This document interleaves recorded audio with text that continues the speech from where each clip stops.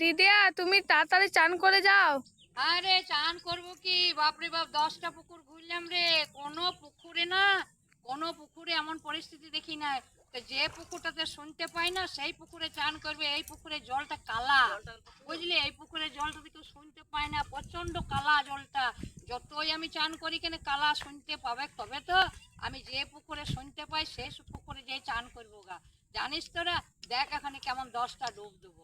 তোরা আমার মতন ডুব দিতে পারবি না, তো তোরা সবাই চ, যে পুকুরটাই শুনতে পাই না সেই পুকুরটাকে চ চান করবি গা।